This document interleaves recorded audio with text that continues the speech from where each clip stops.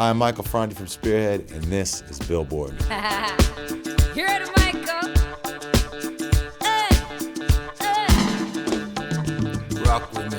And you hear the sound, a little bit of rhythm make the world go round. Whoa. And you hear the sound, a little bit of rhythm make the world go round.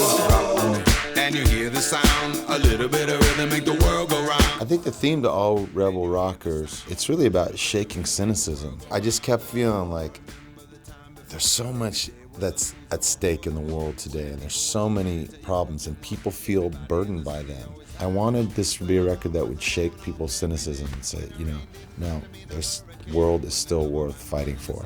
There's still things in this world that we should care about. But I knew in making a message like that it had to be fun. This record had to be something you could dance to, play over and over again at your barbecue, at the beach, when you're driving in your car, and so that's what we try to do, is make it be as infectious as we could. This one goes out to you and yours. Worldwide, I say, hey, I'll be gone today, but I'll be back from around the way.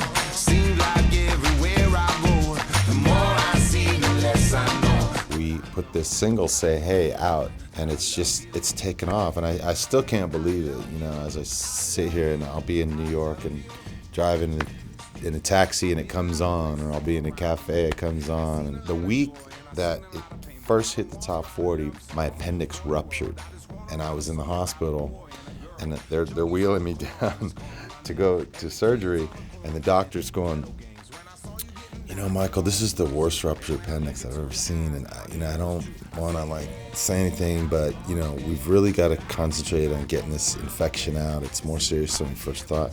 And I'm thinking to myself, great, I finally have a hit song, and I'm not ever going to hear it on radio. That I love you, I love you, I love you, I love you.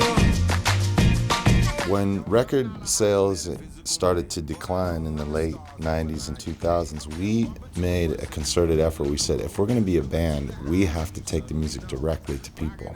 We got to get in that van or that bus, and we've got to go and play hundreds of shows every year. And after the shows, we go and we talk to the fans. And so while record sales in general decreased, our fan base kept going up and up just through word of mouth, through people trading the music online and giving it to other people. It was like our radio station was our fans. And so now people are coming to our shows who have never heard this of us, but we have 20 years of music that is then being shared, and also 20 years of a community of fans that people are now meeting. We're also working on a new old record. There's a lot of people who have never heard Spearhead before, and they've just heard this one song, and they're coming into it. They're like, well, gosh, which record should I get?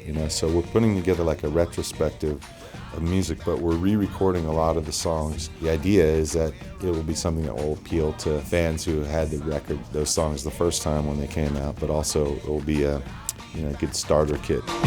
It seems like everywhere I go, the more I see, the less I know. But I know one thing, that I love you, baby girl. I've been barefoot now for 9 years.